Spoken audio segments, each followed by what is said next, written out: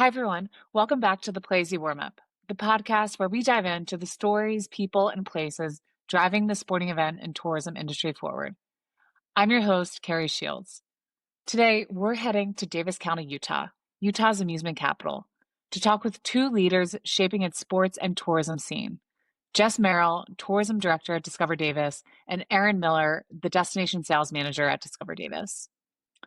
I had the opportunity to visit Davis County in May, and it quickly became one of my favorite site visits I've ever had. Their team, the incredible new Western Sports Park, and the surrounding area truly left me blown away. The views are absolutely breathtaking, and the experience was even better. Discover Davis offers year-round attractions, from Lagoon Amusement Park and Antelope Island State Park to 500 miles of trails, golf, skiing, and more, all just minutes from Salt Lake City International Airport. At the center of their sports tourism growth is the Western Sports Park, a 55-acre campus with 6 full-size soccer fields, including a championship field with seating for over 2,000 people, and more than 120,000 square feet of versatile indoor space. It's already hosting everything from tournaments to concerts to rodeos, and is helping put Davis County on the map. In this episode, we'll dive into how this venue came to life, the impact it's making, and how Discover Davis is positioning the region as a premier destination for sports, tourism, and live events. I hope you enjoy. Get ready to call dibs. Utah's newest sports megaplex, Western Sports Park, opens spring 2025 in Davis County, Utah's amusement capital. Less than 30 minutes from Salt Lake City, this venue is built to be a game day contender. With 55 acres of multi-purpose fields, top-tier facilities, and amenities for teams, fans, and families alike. Choose from WSP's multiple indoor arenas, 6 full-sized fields, or the stunning championship field, complete with seating for 2,000 and breathtaking mountain views. What truly makes Western Sports Park a winner are the next-level extras. From private flex spaces, a referee lounge, on-site concessions to sensory rooms, and free parking, your team is covered on and off the field. If you're looking for ways to play beyond game day, it's easy. WSP is the newest addition, conveniently located next to Station Park, Davis County's popular entertainment district. Family-friendly restaurants, attractions, and hotels are just steps away. And Utah's only amusement park, Lagoon Park, is only a mile down the road. Give your MVPs the VIP treatment at Western Sports Park. Book now at westernsportspark.com. Jess and Erin, welcome to the Playeasy Warmup podcast. Thanks for having us. Thank you. We're excited to be here. Yeah, awesome. So to kick things off, could you each introduce yourselves and share a little bit about your role at Discover Davis and how you got into the world of sports and tourism? Absolutely. So I'm the tourism director here in Davis County. Our DMO brand is Discover Davis, Utah's amusement capital. I've been in this industry now for over a decade. I started off in the advertising world. And was a media director for a Utah-based agency that focused a lot on tourism. So that's kind of how I got my start. And then I switched sides and came over to this, to the DMO world directly. One thing that's interesting about our DMO is I oversee our Western Sports Park, our new sports facility, as well as our contract with our Davis Conference Center. So we have our DMO as well as some other wonderful assets that our office oversees. Awesome. And Erin, how about you? Yeah, so I moved to Utah 8 years ago. I was ready for a change. I'm from Ohio, and it's very flat, so I was ready to head towards the mountains. And I worked for the Utah Olympic Legacy Foundation for 5 years. So I had really close working relationships with 3 of our different Utah Olympic venues. I did sales and events there, hosted and planned international events, World Cups, all of that. Then Sports Salt Lake took me to teams in OKC in 22 as a guest. That's where I met Jessica. And I was like, wow, this is a really cool, like the other side. I'm no longer the venue or the Olympic side. This would like be the tourism side and destination. And I was like, this is so cool. So 2 months later, here I am. Yeah. That's amazing. And I was lucky enough to have the chance to come out to Davis County and see Western Sports Park in the spring of this year. And I couldn't speak more highly of just one, your team, and two, just the overall experience that Sarah and I had while out there. So one, I am very much appreciative, and I'm excited to be able to really be able to speak to just how influential Western Sports Park is to Davis County as a whole. So for listeners who aren't familiar yet, can you paint the picture of what this facility is and what makes it so special? Yeah. It's a one-of-a-kind facility in Utah. It's a 55-acre sports campus, two indoor multi-purpose arenas, six full-size soccer fields, and it's close to the Salt Lake International Airport, and we're just in a really good place. And it's just a really great facility that, again, like I said, it's one of a kind here. And so being able to draw people to Davis County is the special part, because we were not on the map as a sports destination. And now we are. So that's pretty special.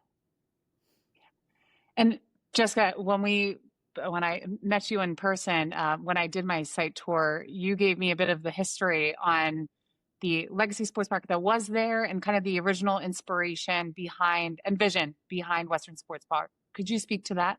Yeah, absolutely. So originally, this campus we had an indoor horse arena or equestrian arena built for the 2002 Olympics that came to Salt Lake City. During that time, the Olympics was having what they called community or cultural events. And so they had a rodeo. So Davis County, being in a very prominent Wasatch Front location, that was kind of our contribution to the 2002 Olympics. Over the years, that was used for equestrian use. We had an indoor and outdoor arena.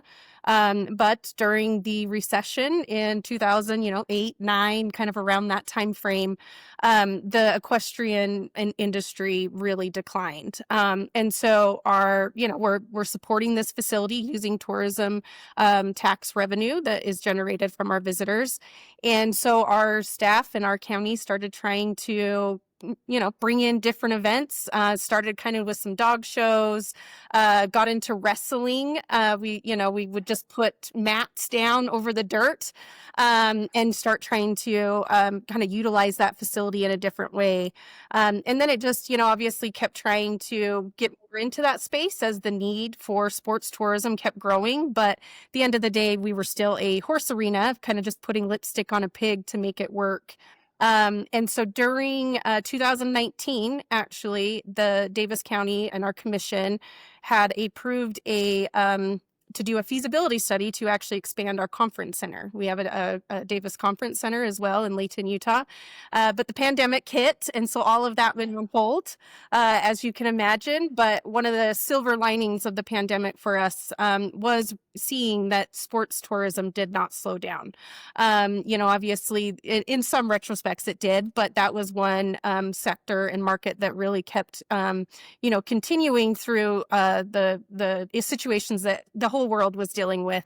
And so at that point, it started off, well, okay, let's just put a little bit money into this facility. And then over some time of working with our stakeholders, mainly our Davis County Commission, we decided that if we're going to do this, let's do it right. And it started off of, okay, we'll put 30 million into it, and as we kept kind of going down the process, we ended up at now a $70 million facility. And most of that was put into the expansion of the actual facility itself for indoor sports. And one of the main reasons for that is here in Davis County, we don't have a ski resort.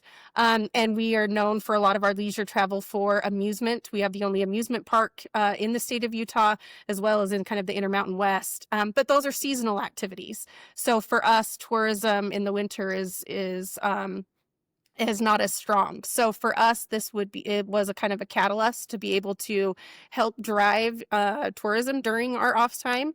So we put a lot of the money into our indoor facilities to try to attract those sports in the off seasons to help our overall economy during the times that we need. Amazing. And I think one of my favorite parts, outside of the absolutely breathtaking views that Sarah and I both could not get over the whole time that we were on our visit, but you still kept some of the pieces of the old facility within the brand new build, which I thought was really cool. And so, just you talked about this is something that you're now for the first time investing in sports. And Erin, your role is something that you have not had in Davis County. Could you speak about kind of that experience and how it's evolved over the course of the past few years? Yeah, so it's been a roller coaster. A fun one though. Um, so I truthfully came in and I was like, I have no idea what I'm doing, but I quickly learned. I had some really awesome mentors. Obviously Jessica being in the industry for so long and other DMOs in the area. Everyone, they all rallied and became like, just really great teachers for me. And so then I had to start, we had to start building, you know, processes, strategies, organizational tools. I implemented a CRM, different platforms. Playeasy is one of them, obviously. Different things like that. And then I had to start learning about, or like getting to know our partners and our 15 municipalities that we have here. So that means 15 Parks and Rec departments. I also cover all the markets, so meetings and conventions and the sports side. Started diving into trade shows and conferences. I was going for the last 2 years. I've been going to about 9 to 11 a year, really trying to get us out on the map and to position us as a sports destination. So it's been really fun. Yeah. I can relate to the roller coaster ride, but Yeah. I can say that you've done an unbelievable job just in building those partnerships over the course and into this opening. And so, could you speak to what are some of the big events that you're looking forward to this year that are coming to Western Sports Park? Yeah. So a few that I can talk about right now. So we have Hype Nation volleyball coming. We are in the works talking with Next Pro basketball right now, which is a huge win for us. It's a big partnership that I'm really looking forward to building over the next few years. So obviously basketball and volleyball are really the big ones that we're really pushing as far as for Western Sports Park. Any sort of martial arts, those are some of our big clients, and wrestling, martial arts. And I'm really looking forward to like getting some new sports in there too. I want to get some tech ball, football, Yeah. It was something unique. That is one thing I've learned being in this world. There is some really interesting non-traditional sports out there. Hobby horsing. I'm really trying to get hobby horsing. Okay, we have more sports to add to Playeasy, so this is good to know. I mentioned at our conference, this was about a year ago. We had a list sent to us of over 300 sports and events that are out there in just the U.S. And since that time, there have been more sports that have popped up, and so just staying relevant and on top of all of the trends and events. I think your location is going to be perfect for those niche sports. But so, Jessica, there was so much that went into this process. You said it started as a $25 to $30 million investment and ended up being around $70 million. Could you speak to some of the unique challenges you had to solve during the planning and construction process? Yeah. So obviously funding was one of the bigger ones. We started off with having approvals and looking at just kind of long term from our commissioners of where we could go or what we could do. We were lucky enough to have some of our some reserves put aside to be able to use for projects such as this. But it started off. We started working with an architect originally, and when you do that, especially being in a government agency.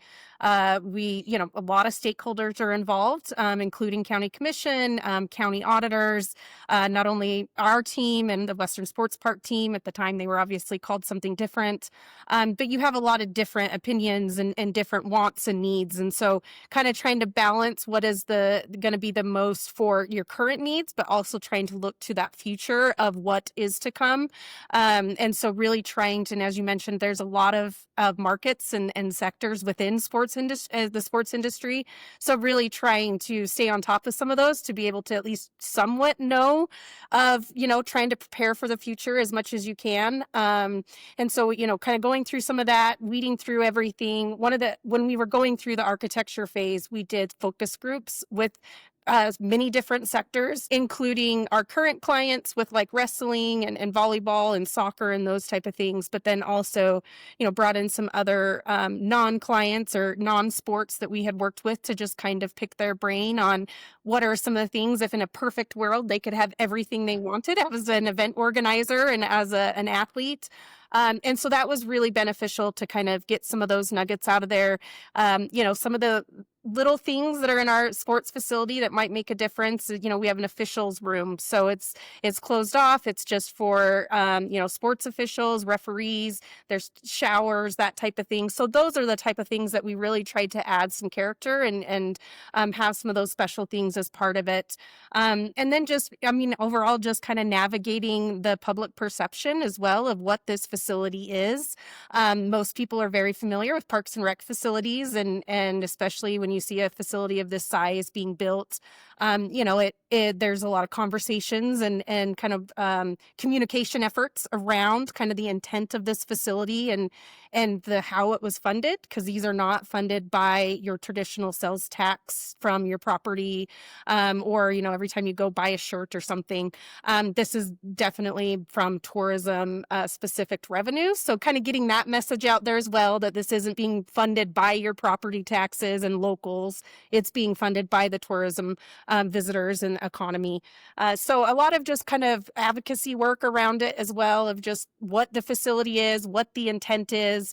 And then, just getting the word out there on how this facility overall will impact the community for the better.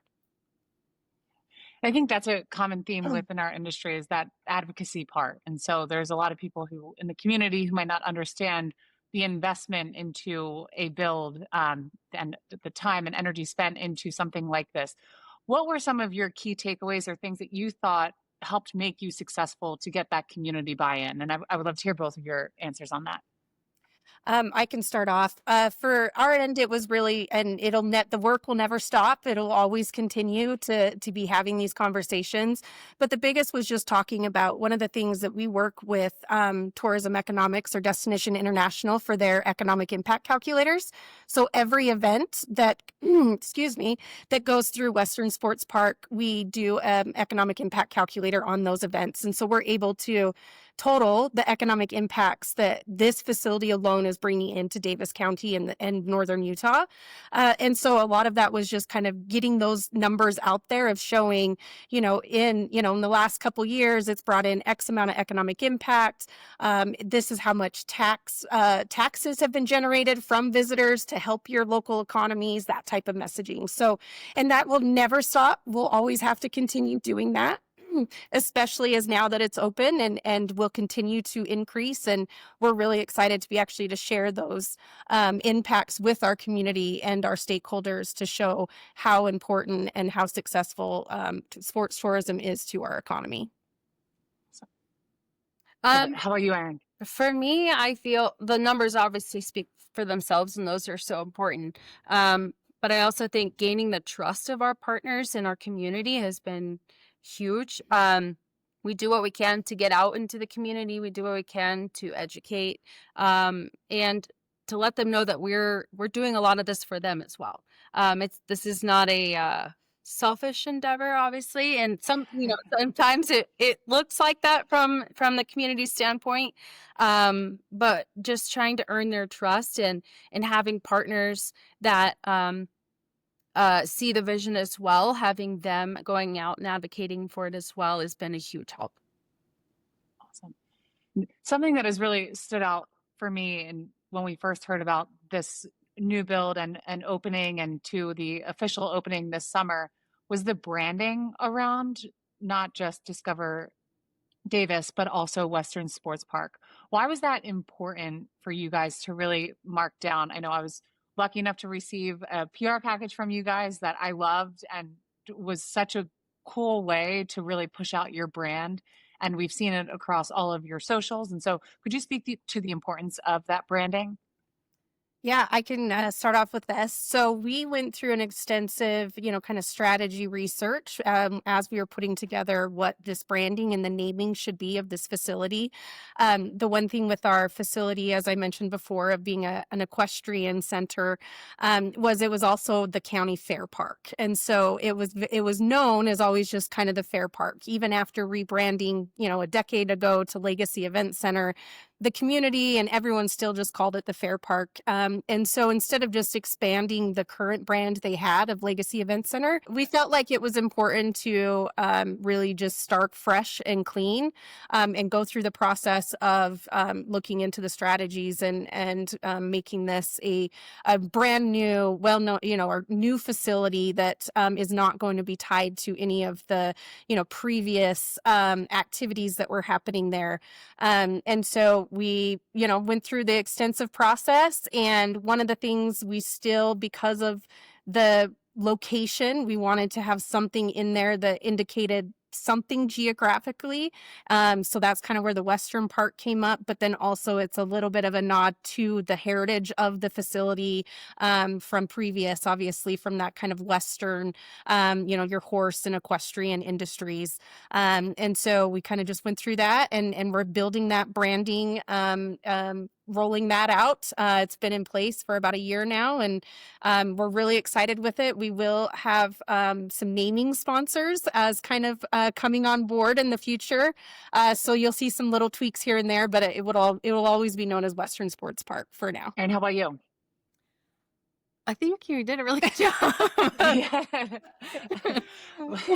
I wasn't Well, really I'll see. during the process of building out the branding, but pushing it out. I know people are really excited about it and they think it's a really cool logo.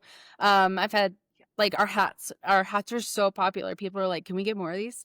They really like it. The colors are great. I think they're bold. They stand out. And so, yeah, I wasn't really part of the making of the branding, but yeah. That's why, and I will mention you with our logo, one of our icons and marks, it kind of has like 3 looking flag things, and it's interesting because when people look at that, everyone kind of has a different what they think it is, and we designed that purposely because some people might look at it as like soccer flags, in the corner when you're doing a corner kick, or some people it looks like a podium because it's kind of different sizes. So you got first, second, third.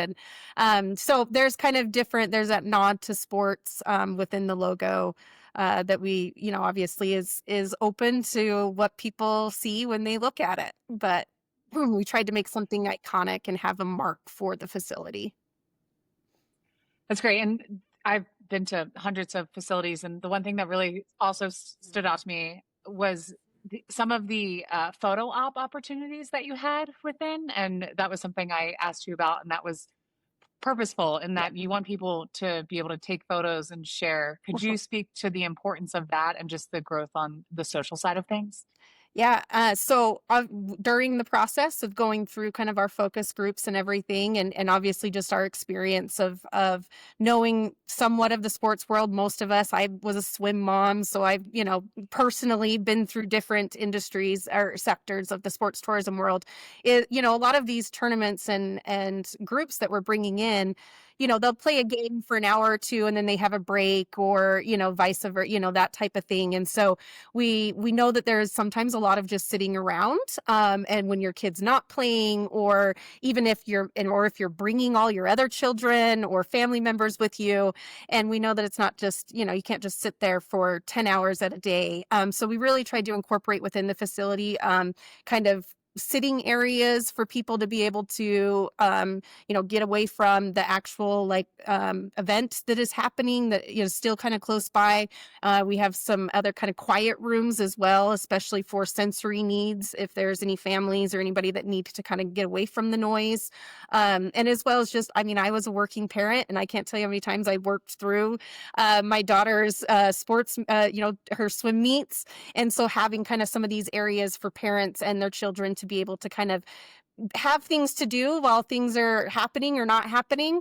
The other nice thing is at our facility, so we not only have all those picture opportunities and seating areas and everything, but our facility is located right across the street from Station Park, which is a lifestyle center that has a hotel, lots of shopping, lots of restaurants, movie theater, etc. And so it's a really positioned really great to also accommodate when you might be there, but you might not always just be right in the game itself or the tournament happening. So we tried to take that into account to realize that people are spending hours here, not just the quick time that they're there for their specific event.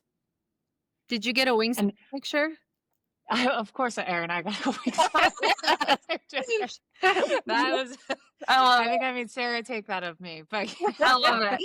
But it was Oh, go ahead. it's just a way that, as we get into this time where everything is digital and everyone wants to share on social media, me included, it's just a great way of getting your branding out there. And the shopping center, I could see on a Playeasy profile, it shows all of the attractions and restaurants and things to do around your area. And I was shocked by how close all of these attractions were to the main event center. And how have you, do you have a membership-based model, or how have you gotten the buy-in from the local businesses and restaurants to promote to incoming participants and spectators coming in to your city? So I can answer this one. So we are not membership based. We are part of county government. So we are doing this as a public servants. And so for us, it's really, we have a very collective group of stakeholders and industry partners. Erin has been significant in bringing a lot of those partners together to keep them updated on things that are happening, events that are coming in, especially when we were building this facility, they were part of those conversations. Just because we do know that there is impacts to them on a positive level, and also wanting to be more partners with them. We also, the amusement park that I mentioned earlier, Lagoon Amusement Park, it's literally across pretty much the freeway, which is right by our facility, within 5-minute drive, if that. And so we've worked with them on different capacities of, when groups come in, we get discounted tickets if families want to buy them. And we've worked with other industry partners in that kind of same regard. So a lot of it, it's a lot of work on our end, but it's part of that kind of advocacy and communication efforts, not only to the public, but then also our stakeholders, so that we can all, everybody can benefit from this, and be partners in some way. And luckily we have some great partners that see the direct impacts, even if we weren't telling them about them. So most of them, I should say, not all of them, but most of them are very eager to work with us in trying to expand the offerings for these groups that are coming in. And why has that been so important while you're out there selling Discover Davis and Western Sports Park, to have the opportunity to enhance that event experience outside of the actual event? I feel like there are facilities all over the place, right? And people can go, there's so many groups that can just choose whichever facility they decide they want to go to. But there has to be a destination experience for people to want to stay and spend time there, and to come back every year or multiple times a year, whatever it is, or bring their families back for a vacation, So I think that experience it includes everything. It includes the amusement park, the retail, it includes the restaurants. It includes, the outdoor recreation. We have tons of outdoor recreation. We have 500 plus miles of trails that run through our mountainside. We have Antelope Island State Park, which is a nationally visited state park. Like, it's very well known. With free roaming bison, we love our bison. We love our bison here. But that is so important when selling that. People will want to come to a place because it's a really cool place to go to. The facility is a plus, obviously, and the amenities that a facility has, that's always a plus. But people want to bring their families and their teams here, or to a place that they enjoy. And I'll follow up with that is, I mean, that's the nice thing about our destination from our leisure side of things. We are a very family focused destination because of the amusement parks and centers. We have a water park as well. And with all the outdoor recreation, as Erin mentioned. And so for us, this is sports tourism aligns really closely with kind of just our entire destination's offerings from that family perspective. So we really try to focus a lot on that and really try to be that welcoming, family-friendly amusement destination for all sectors. And so looking ahead, what excites you most about the future of Western Sports Park or Discover Davis as a whole? For me, it's the potential that it has, and to bring in larger groups, these regional or national groups, um, and the potential it has to inspire athletes to grow and to shine in their sports. I think that's really exciting.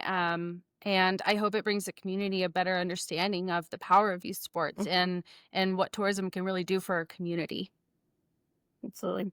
I mean, and Love it. just from the destination standpoint as well, and everything is really just having a more diverse tourism economy. This facility will really be a game changer. No pun intended, but I guess for escalating and enhancing our tourism product here in Davis County. We are very urbanized. We're the third most populated county in Utah, but we're the smallest county by land mass. So we are very urbanized in that sense. And so really just having a more diverse economy, having more things to have offerings, and just it really helps build that quality of life for our residents. Not only we know that this intent of the facility is to draw in groups from regional and national, but we know that a lot of our locals are also playing in those same tournaments. And so it's also a big benefit for that, and really trying to showcase how tourism, isn't just trying to push out and bring people here. There is that local component as well, and so really trying to work with all the different stakeholders to make sure that it's successful and that it's benefiting multiple industries and cities and communities and residents as a whole. And it's clear how much work that both of you put into it, and it's clear how much passion you have for it. And so on a personal note, what has this project meant to both of you, and maybe what are you most proud of? Oh man. Go ahead. I really love. I've been here. Obviously, I wasn't around during the main planning stages of this, but right before groundbreaking is when I came in, and to see it from a shovel in the dirt to now we are open is really special.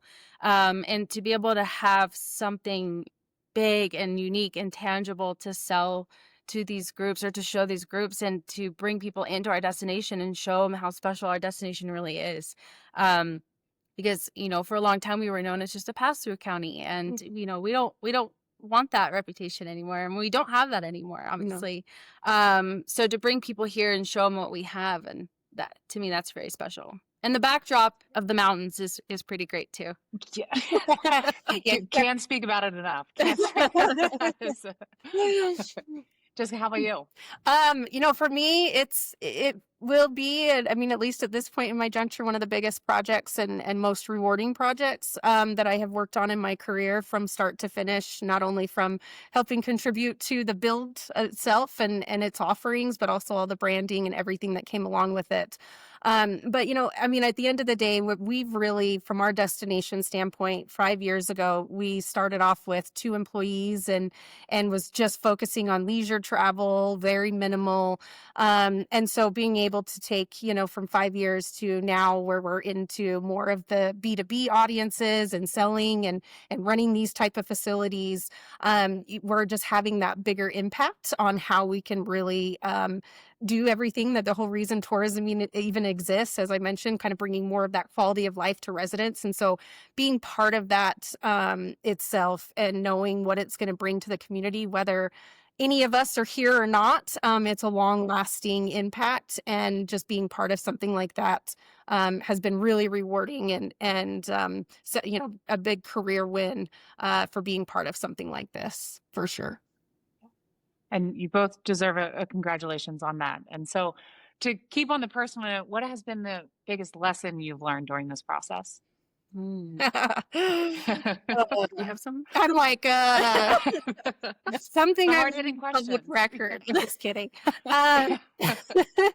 You know, I mean, there's been a lot of things. I think at the end of the day, you're always going to have something that, oh, we wish we would have done this better or differently. But I feel like the processes we went through, we did everything we could to try to mitigate that as much as we could.